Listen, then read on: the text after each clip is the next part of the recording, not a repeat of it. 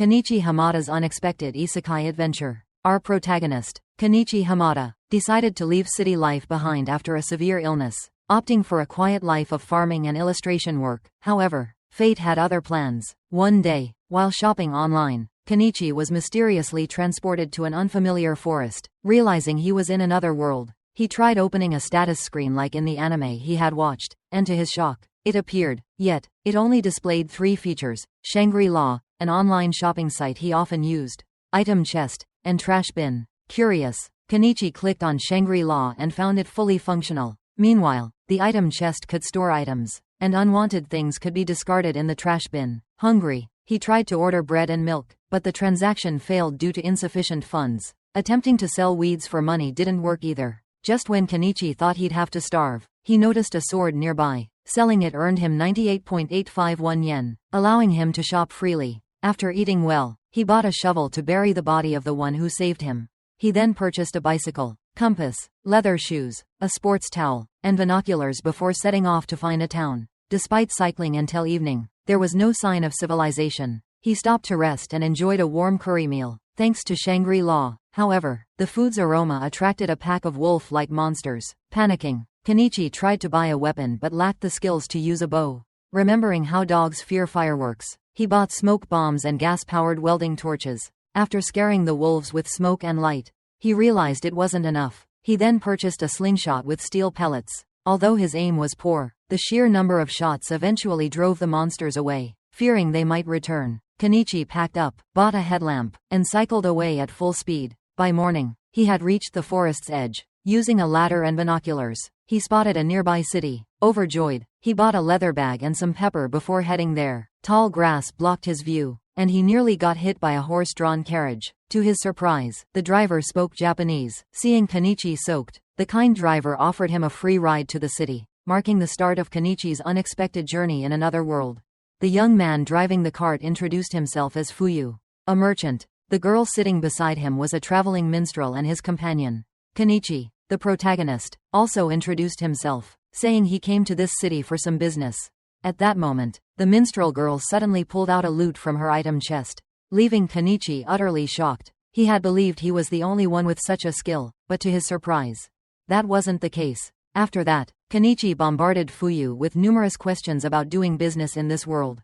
Meanwhile, the minstrel girl played her lute and sang to entertain them. Before long, they reached the city of Dahlia. To show his gratitude for all the knowledge Fuyu had shared, Kenichi gifted him a bag of pepper he had bought earlier after helping him unload the goods. Fuyu was taken aback and immediately asked if Kenichi intended to sell something this dangerous. In Dahlia, only the Bakopa organization was legally allowed to trade spices. If they found out he was trading spices, he would be in serious trouble. However, private exchanges were fine. When Fuyu took out some money to pay for it, Kenichi quickly refused. But Fuyu insisted, saying, "We merchants love to buy things cheap, but we never take anything for free. Nothing is more expensive than something given for free." With that, Fuyu handed Kenichi the money and left. The total amount Kenichi received was equivalent to 108.311 yen, a massive profit compared to the 950 yen he originally spent on the pepper. Afterward, Kenichi wandered around looking for a place to stay. However, because the city was so vast, it wasn't until evening that he finally found one. As soon as he stepped inside, a cheerful waitress named Azalea warmly welcomed him. "Welcome to the finest inn in Dahlia. Are you here for a meal or looking for a place to rest?" "Just a place to rest. 1 copper coin for a room without meals, or 1 small silver square for a room with breakfast." "I'll take the room without meals." After Kenichi paid for the room, Azalea asked him to sign his name on the registration form. It was at that moment that Kenichi realized he couldn't write in this country's language. Seeing his confusion, Azalea asked, "Are you here to find a broker?" "No, I'm actually thinking of starting my own business." "Huh? The merchant guild won't register you if you don't know how to read, write, and do calculations." "I can read and write, just not in this country's script. I'm pretty good with numbers too." Hearing that, Azalea challenged him. "All right, if I have 4 bags, each containing 12 rinkas, how many rinkas do I have in total?" Kenichi immediately answered, 48. Azalea was astonished. But even so, if he couldn't read or write in the local language, the merchant guild still wouldn't accept him. After some thought, Kenichi proposed that Azalea teach him how to read and write in the local language. In return, he would give her some candy from another country as a reward. Hearing this, Azalea was instantly excited and agreed right away. Kenichi then bought a small treasure chest and 75 grams of Takuma candy for her. She tried one piece and was full of praise. "It's so sweet, my mouth feels incredibly happy. You can't find candy like this anywhere in the kingdom of Kaden. I can't believe I'm eating something this delicious. It feels like I'm a noble." After some time spent practicing spelling with Azalea, Kenichi realized that the written language here wasn't too different from Japanese kana.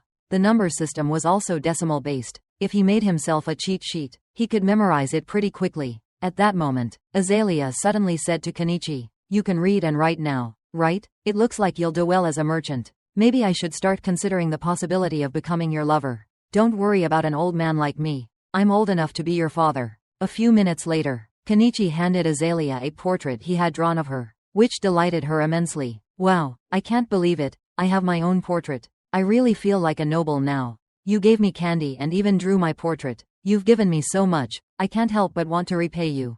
And so, that night, Kenichi got to experience the glass-clinging lizard trend he hadn't tried back in his old world.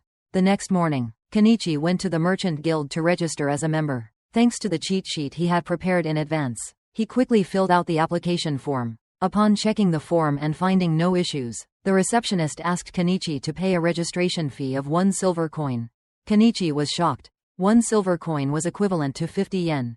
Nearly half of his capital. He requested to pay in installments, which the receptionist approved. After completing the registration process, the receptionist handed Kenichi a Merchant Guild badge, similar to the one Fuyu had shown before, and advised him to keep it visible during transactions. After leaving the Merchant Guild, Kenichi began researching the market, observing the prices of various goods. A simple plate cost 1 small silver square. 2 slightly brown sheets of paper were priced at 1 silver coin.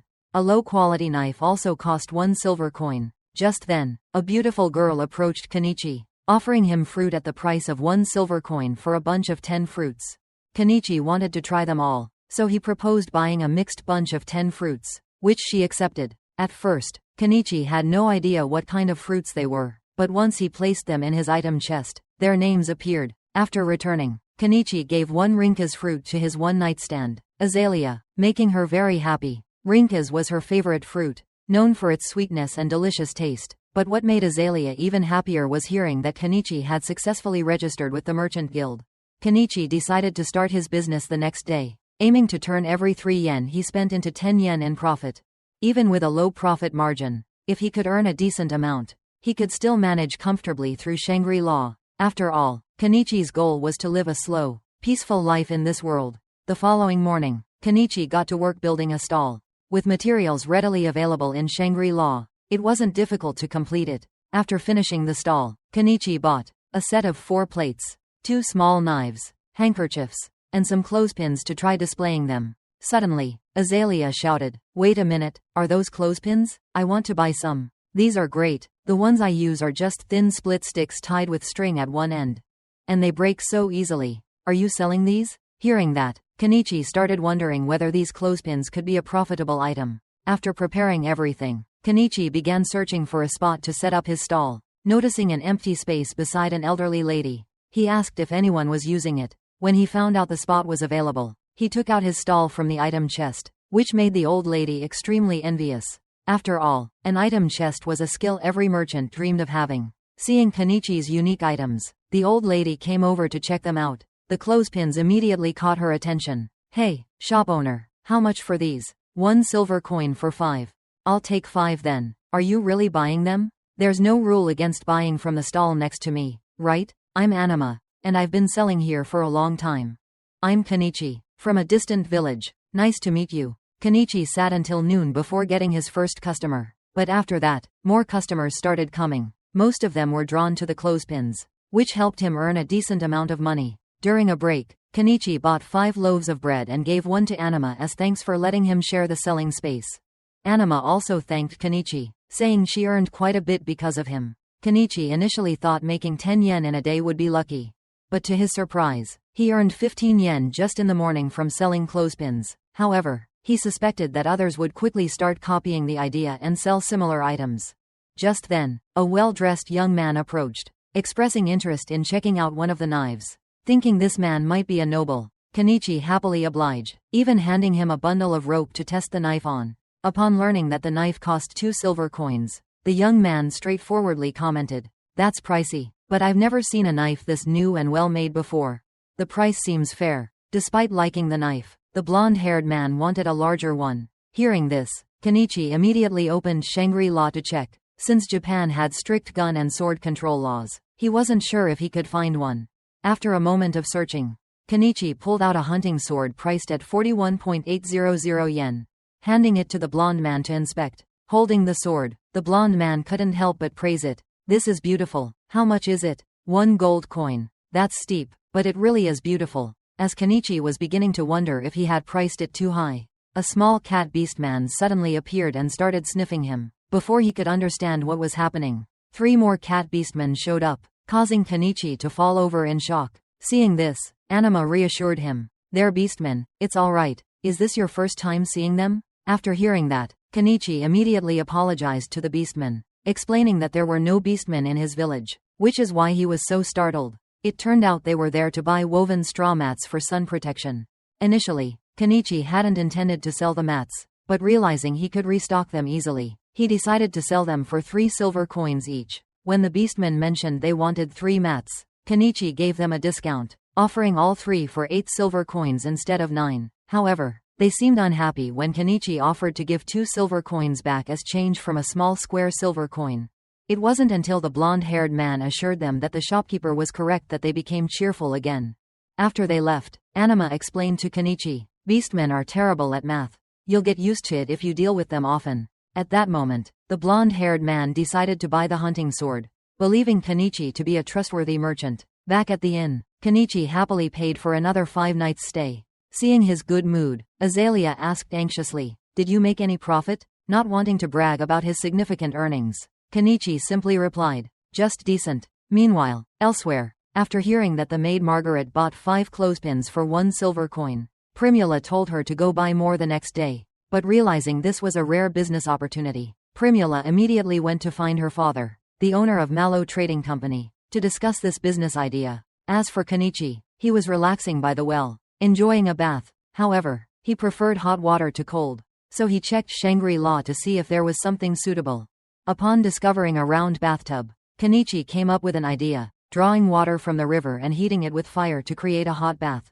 That evening, as he ate dinner in his room, Kenichi found himself pondering many questions. How does Shangri-La actually work? The screen's light doesn't illuminate the surroundings. Does that mean it doesn't really exist? How do the packages even reach me in the first place? How does it handle billing? Is it really okay to keep using it like this? What's the catch? Will it eventually demand something in return? Pay up? Or, give me your soul, after I overuse it? Pointless. There's no way I can figure this out. He sighed. Meanwhile, elsewhere, after catching a bird, Anemone roasted it and devoured it hungrily. As she ate, she thought to herself, "I hope one day I can eat until I'm full." Suddenly, a voice called her name from afar. Panicking, she quickly put out the fire and fled.